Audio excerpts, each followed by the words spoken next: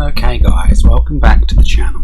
Right, it's about the third take I'm doing of this because my volume keeps messing up, but anyway, without further ado, shout out to today's sponsor, which is you guys. Yes, what I'm going to do is I really want people to get this video out to everybody because I really feel people need to listen to what I have to say, and to encourage everybody to try and share this out everywhere. Once I get to 10,000 subs, I'm going to be doing a giveaway. So without further ado, it will just be a small giveaway. Well, it won't be massive, but it's just something to say thanks for sharing my video out there and getting people to subscribe. So without further ado, we're going to be talking about the Xbox Series S today.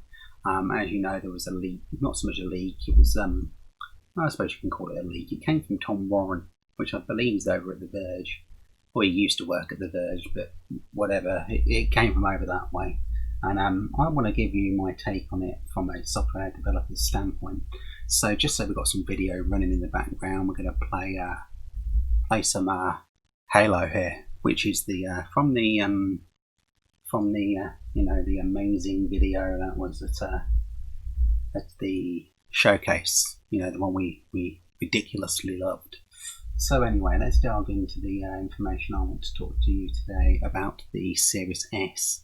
Now, we've got the obviouses that some people have read already out on the internet, like the fact that it's got 20 CUs versus the Xbox One X's 40 CUs.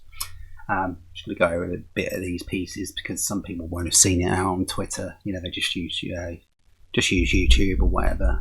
And obviously it's got 4 teraflops and not 6 teraflops. And there's some other bits and pieces, like it's only got 10 gig of RAM. So we'll just pull this picture over here into view, which is what we had from over on Twitter that Tom Warren had put out. And as you can see, you go down the list here, and people obviously are picking out bits and pieces to talk about. But one thing for me that stands out quite a lot is that this console is pretty much going to be a service box. It's probably really good for if you're really into Games Pass and all that stuff. But that can go either one or two ways. It can either be a roaring success, or it can flop like a magic carp on a dry summer's day. Now, either way, if it's the former, that's great. Everybody buys it and they buy Games Pass, and Microsoft are all happy, right? We'll get more into why I think it's a little bit suspect later on in the video with that part. However, I've spoken to an awful lot of developers and they're really not happy with the current situation with Xbox. It's pretty much one reason. It's the lower specs of the Series S. That's everywhere.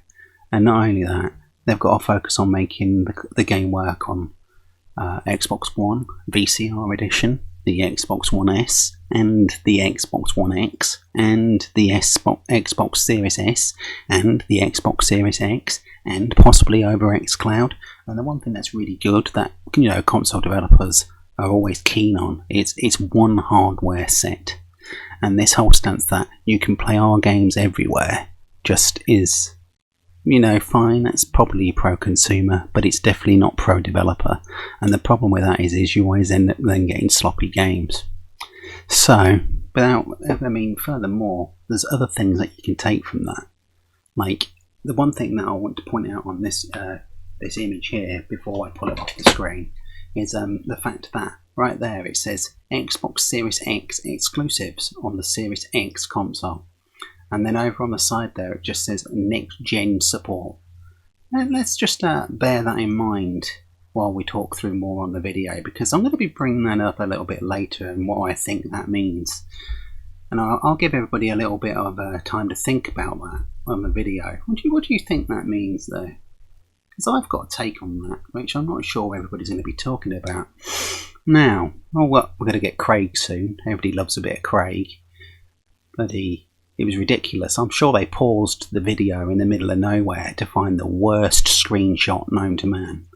Because I didn't see it. I didn't see Craig when I watched this video the first time round. It took people going like frame by frame to find him, I think, but I still find it quite funny. Wait.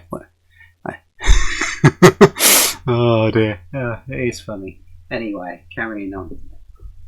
So obviously, one of the big things with developers is, this hardware in general is going to be holding back developers because they want to focus on one piece of hardware. It's the biggest reason why people develop for consoles and not PC. Sometimes you get funnily enough, console exclusives. And why do you think Sony's going out there and acquiring so many exclusive third-party deals and Xbox can't?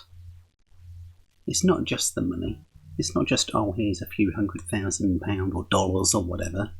It's because when you go to a development house and you say, can you have our game exclusively on our console? They lap it up for one reason.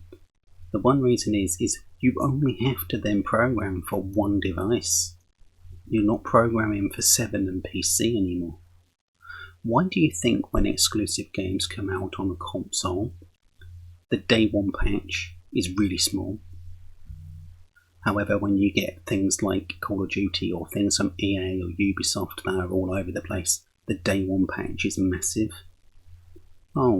It's because they've got to concentrate on so many devices that the day one patch ends up with so many bugs that they need to fix. It's unbelievable.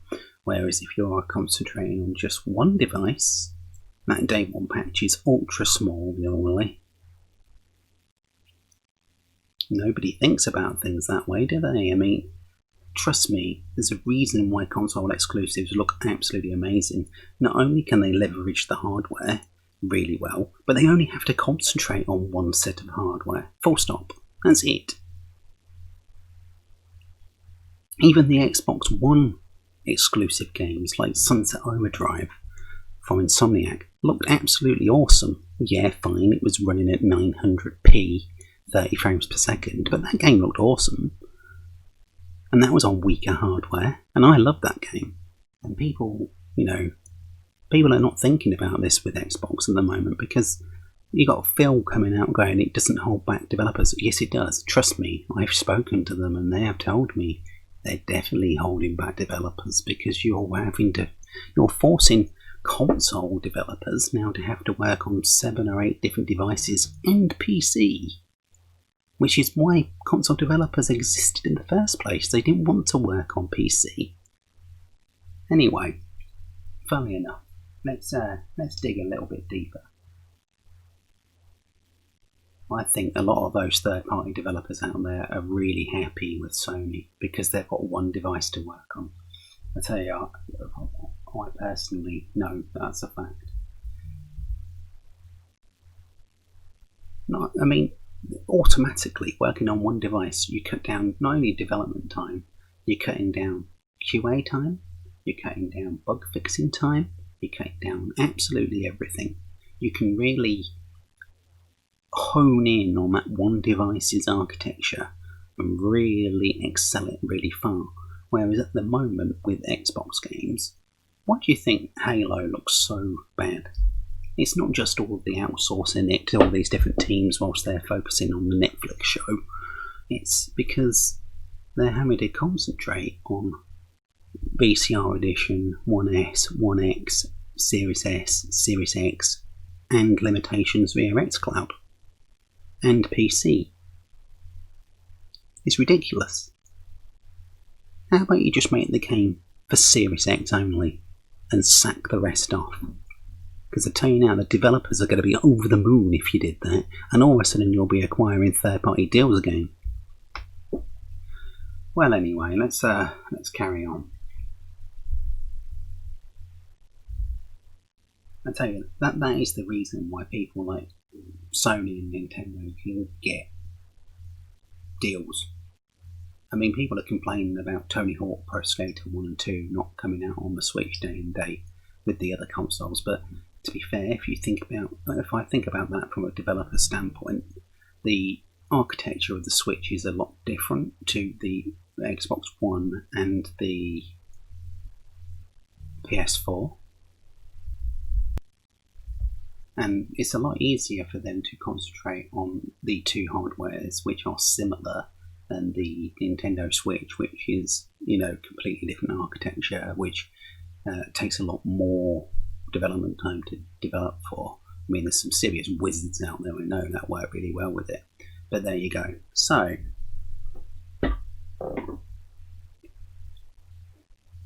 there's a little insight there to things. But I'll tell you now, there's a reason when you get these third-party games from EA and places that the day one patch after they did the Gold Master is massive. It's because after Gold Master they're doing bug fixes for a month, and those bug fixes are massive. And if you're only concentrating on one piece of hardware, those fixes were a lot smaller, and you only get a couple of 100 meg download for the day one patch. Now, without further ado, there's this new game that's in front of us, which is from a Chinese indie developer. It's only 30 peeps. Now, I'm playing this because the game looks absolutely breathtakingly amazing. Absolutely amazing. And you think this is 30 people in China working on this game. And God knows what their development budget was, I don't know. But I tell you what, this game looks 4 billion times better than Halo.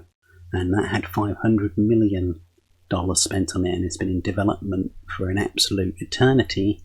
And this bad boy is 30 people in China, and it looks absolutely, unbelievably, ridiculously good. How many more words can I put into that line? Anyway, what's really cool about this is I want to show this because I personally think this game couldn't work on that Series S. Now, I think they're concentrating on PC development only at the moment. But when you think about it, and this is where we're going to get into how I feel about the Series S. When you think about it, these games that were announced, like Fable and Avowed and Everwild, they look really good. But personally, I can see these are going to be those Series X only games that are on that list there. That image we saw a minute ago where it said Series X, I think the Series X only games like Fable and Avowed and Everwild are going to be coming out in late 2022 or even 23, or, if it's a Halo, 2025. I can see they won't be able to work on the Series S. And I think personally what they're trying to do is masquerade this pro-consumer stance that they have at the moment, or basically saying, the Series S is for those people out there who want a new console, and the world pandemic at the moment, we're trying to be really consumer friendly. I personally think they're trying to get as many Series S's out there as possible for as cheap price as possible, and then in 2022, 2023 they're going to go, these games like Fable, they won't work on the Series S. No, these are Series X and Series X Cloud only games, and if you want to run them on a Series S, you need to subscribe to xCloud and stream these directly to your machine. I think this console is a secret weapon that Microsoft are holding, that if they sell cheap enough and get enough out there into homes, people that are kind of forced into buying xCloud, don't you kid yourself, Microsoft would do that. They've just discontinued the Xbox One X, which never ever had its full potential harnessed at all.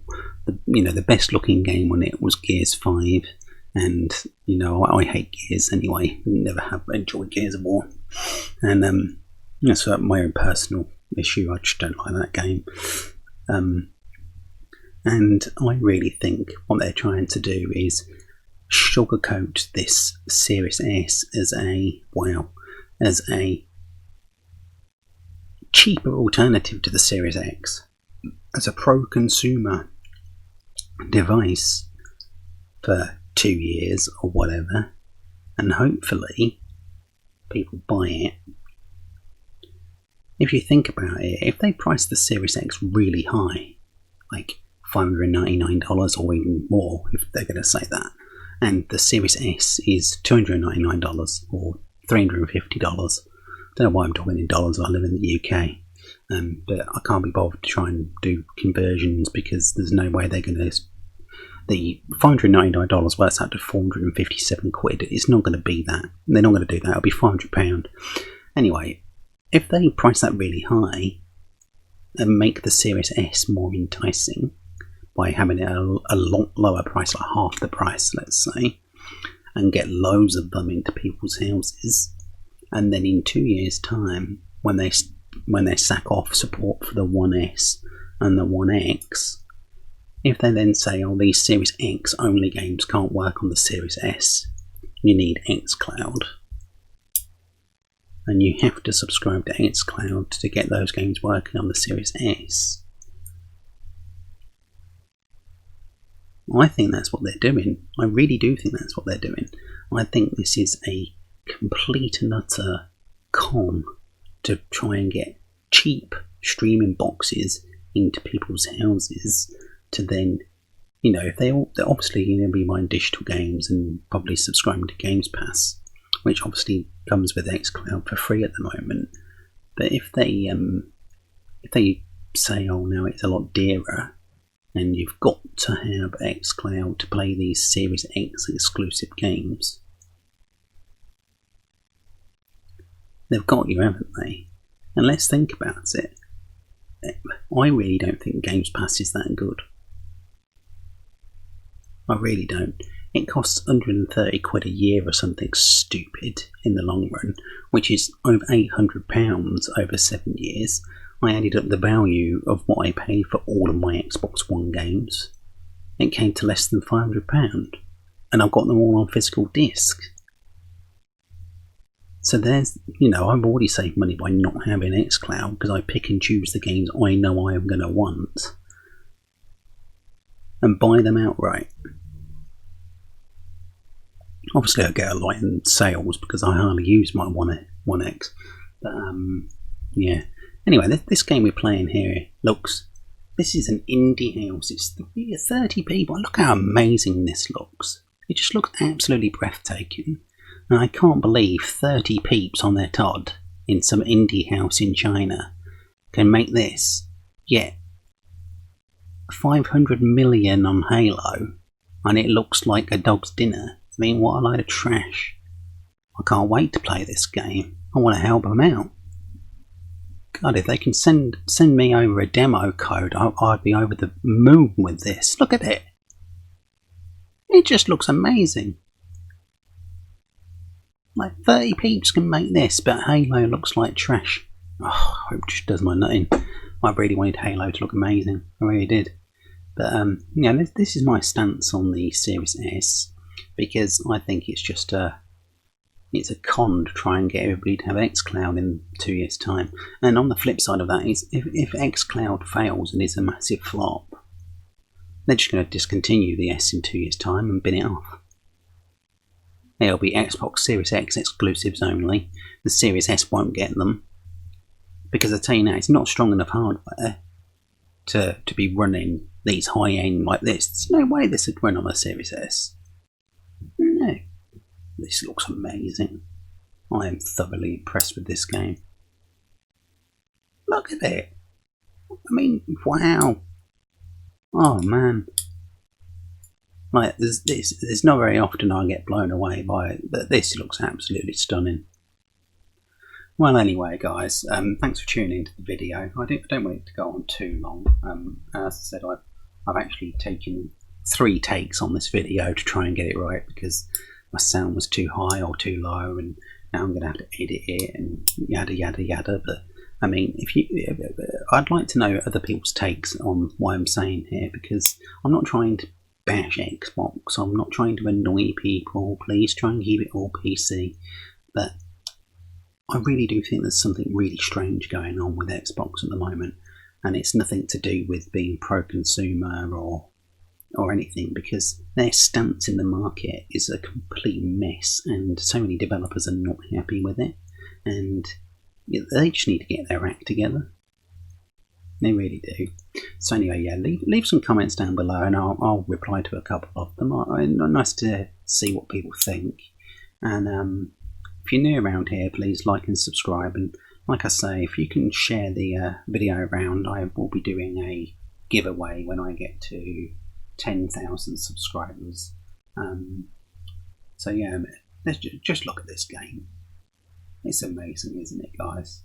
So anyway, thanks for tuning in, and take care.